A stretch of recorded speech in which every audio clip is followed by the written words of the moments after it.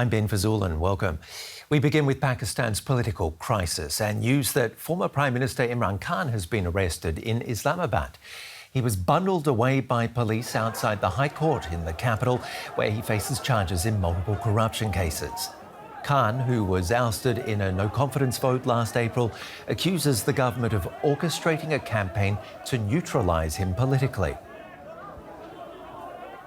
Well, the turmoil today is just one reason more and more young people are lining up to get their passports and leave the country. Pakistan is suffering from a severe bout of brain drain. On top of the political uncertainty, there's mounting insecurity, economic hardship and extreme weather. The passport office in Pakistan's biggest city, Karachi, a gateway to the outside world. Hundreds of people come here every day. Mohammad Hamid is a sales professional in a local firm. He's here to pick up his travel document. Fed up with his low income and high cost of living, he's looking for a better future outside of Pakistan. There's so much uncertainty here. Inflation is skyrocketing. Talented people are not valued. Even a person with an MBA degree is only able to earn $50,000 a month.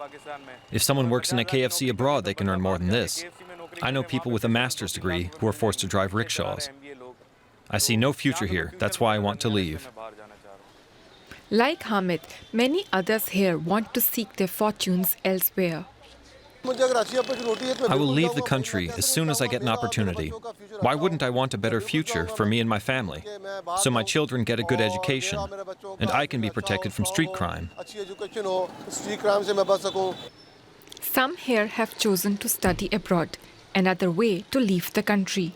Factories are being shut, and I'm an engineering student, so I will not get a job here. Even our teachers tell us we have no future here. Pakistan is seeing one of its worst brain drain in years. Official figures show that more than 800,000 Pakistanis went overseas for work in 2022, the most since 2016 and the third highest tally on record. Many of them were skilled and qualified. Thousands of doctors, engineers, accountants, teachers and managers. And since the start of 2023, almost 200,000 have left for jobs outside of Pakistan. Certainly very damaging.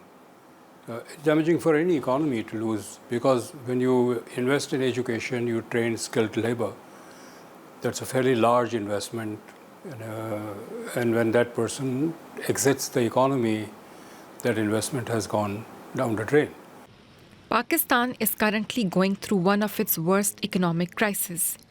An economic meltdown has left the country with inflation at more than 35%, a depreciating currency and low reserves of foreign exchange. Many industries have ground to a halt. And young Pakistanis, who account for the majority of the population, face bleak prospects. But can something be done to slow the outflow of talent? Once those policy decisions are corrected and the direction of the economy is corrected, my own view, and I say this with full responsibility, it will take 3 years to at least stop the slide, the economy slide. And once that happens, people will come back. For now, Hamid is elated to get his passport. It is his first step to start planning a future outside of Pakistan. Well, DW News Asia reporter Binish Javed is from Pakistan. You also left the country, of course. But just how bad is the brain drain this time?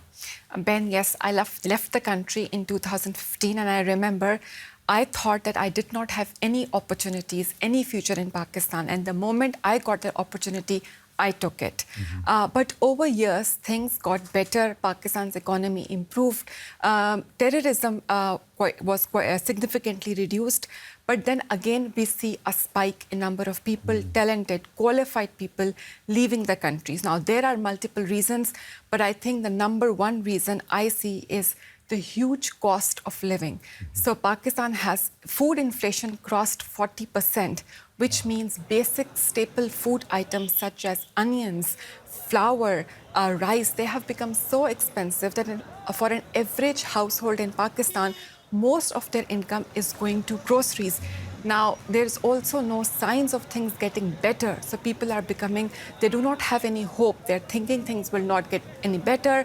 And for their future, for the future of their families, educated Pakistanis are finding out different ways to leave the country. So what's got to change?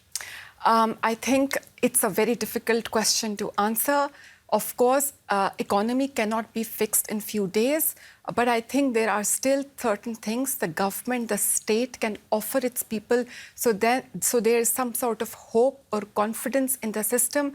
And I think the security situation is something that can be improved, that is in hands of the state, because security is also a factor that is pushing people to leave Pakistan. I'll give you an example. Just last year, more than 600 people in Pakistan lost their life in terror-related incidents, and hundreds of them, many of them were police officers. And it's not only terror-related incidents, and we also do not see a cohesive or a strategy by the government to tackle this problem. And if we talk of street crime, I'll give you an example of Pakistan's biggest city, Karachi.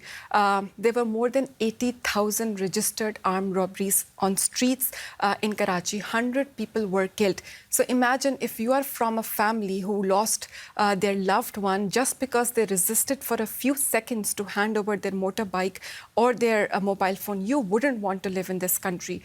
You wouldn't want to be in a country where there's fear that your child will be kidnapped for ransom.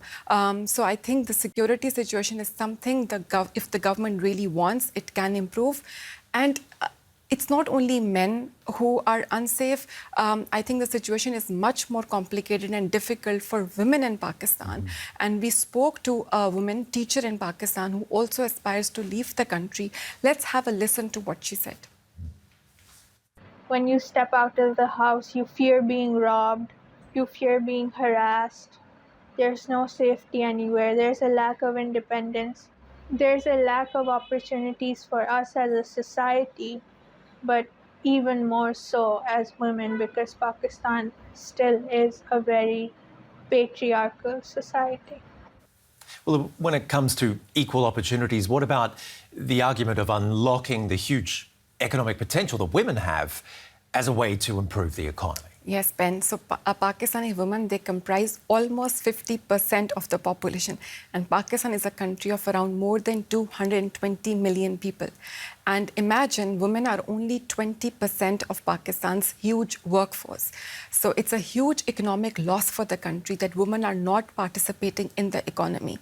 But there are multiple factors why it's not happening. First of all, the government, the state needs to provide safety to women, because when a woman leaves her home and takes public transport, she doesn't feel safe. So there are multiple reasons why already she feels demotivated to join the workforce. So a safe public transport, general safety of women, providing women-friendly workspaces, so offices that are more friendly to women. And also, I think societal attitudes need to change towards working women. Pakistan still is a very traditional society which appreciates women who stay at home, take care of their families, but then it also means that these women have very little opportunities to change their lives. And what about the political situation?